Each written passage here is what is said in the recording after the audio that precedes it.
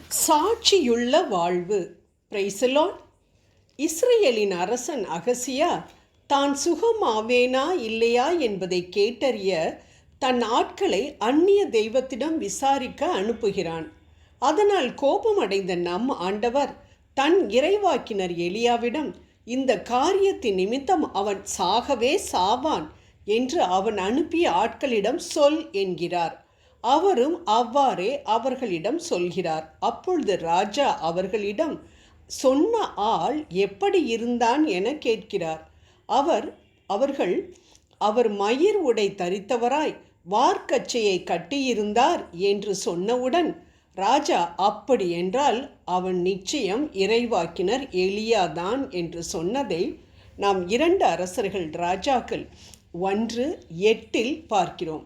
அன்பானவர்களே, இங்கு எலியாவின் எளிமையான நடை, உடை, பாவனையை வைத்து ராஜா பேசியவர் இறைவாக்கினர் எலியாதான் என்று உடனே அடையாளம் கண்டு கொண்டு விட்டார். நம் நிலைமை என்ன? பல இன மத மக்கள் வாழும் நம் நாட்டில் நம்மை கிறிஸ்தவர்கள் என்று சொல்லிக்கொள்ளும் நம்மை நாம் கிறிஸ்தவன் என்று சொல்லாமல் யாரும் அடையாளம் கண்டு கொள்ள முடிகின்றதா? கண்டு கொள்கிறார்கள் என்றால் நாம் மத்தேயு 5:16 படி வாழ்கிறோம் என்று அர்த்தம்.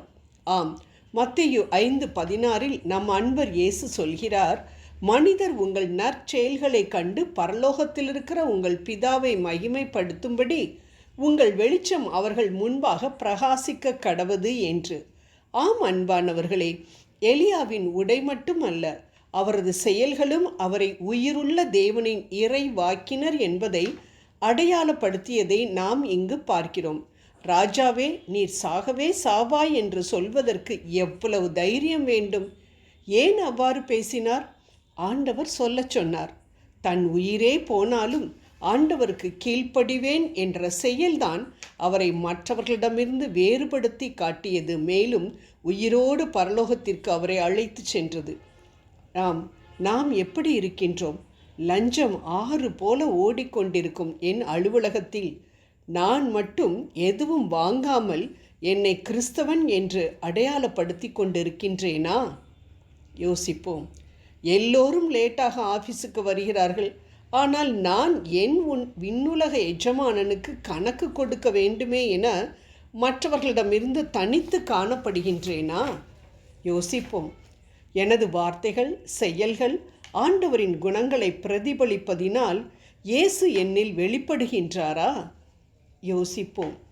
உதவியற்றோருக்கு உதவி செய்ய மனமில்லாத ஆசாரியனாகவோ அல்லது லேவியனாகவோ இல்லாமல் நல்ல சமாரியனாக என்னை அடையாளப்படுத்துகின்றேனா?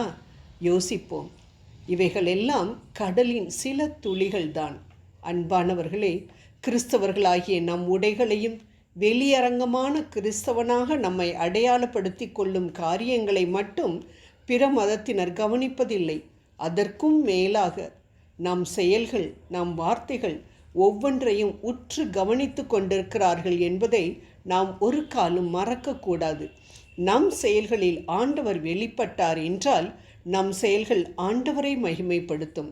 இல்லாவிட்டால் மற்றவர்களுக்கு இடரல் உண்டாக்கும் நம் கழுத்தில் எந்திரக்கல்லை கட்டி ஆழ்கடலில் அமிழ்த்தப்பட மார்க் 9:42 படி நாம் பாத்திரவான்களாக இருக்கிறோம் என்பதையும் நாம் மறக்கக்கூடாது.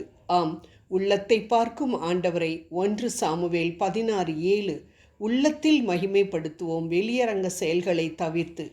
உண்மையான, நேர்மையான, கீழ்ப்படிதல் உள்ள சாட்சி வாழ்வுதான் ஆண்டவரை மகிழ்விக்குமே தவிர ஒரு காலம் சம்பிரதாய உள்ளார்ந்த பக்தியற்ற வெளியரங்க செயல்கள் அவரை மகிழ்விக்காது. நாம் அனைவரும் பரிசுத்தத்தை வெளிப்படுத்தக்கூடிய உலகிலிருந்து வேறுபட்ட வாழ்க்கை வாழத்தான் அழைக்கப்பட்டிருக்கிறோம் என்பதுதான் விவிலிய உண்மை. அதற்குரிய கிரீடம் விண்ணுலகில் நமக்காக காத்து கொண்டிருக்கிறது என்பதை நினைவில் வைத்து கொள்ளுவோம். ஆகவே உலகத்தோடு ஒத்துப்போகக்கூடிய வாழ்வு வாழாமல் நித்தியத்திற்கும் நம் அன்பு ஆண்டவரோடு விண்ணகத்தில் வாழ தேவையான வாழ்வை வாழ முயற்சிப்போம். தூய ஆவியானவரின் துணையை நாடுவோம். ஒவ்வொரு செயல் செய்யும் பொழுதும் இதனால் என் தேவன் மகிழ்வாரா? என்னை சுற்றி இருப்பவர்களுக்கு இச்செயலினால் என் தேவனை நான் வெளிப்படுத்துகின்றேனா என்று மட்டும் சோதித்து பார்த்தால் போதும், நம் வாழ்க்கை சாட்சியுள்ள வாழ்வாகத்தான் இருக்கும் என்பதில் சந்தேகமில்லை. ஜெபம் செய்வோம். வாழ்வளிக்கும் ஆண்டவரே, என் வாழ்வின் மூலம் பிற மதத்தினர் உம்மை அறிந்து கொள்ள உதவும் 5வது சுவிசேஷம் நான் என்பதை உணர்ந்து என் செயல்களும் வார்த்தைகளும் அமைய தேவையான கிருபையை அளிக்க வேண்டுகிறேன். ஆமென்.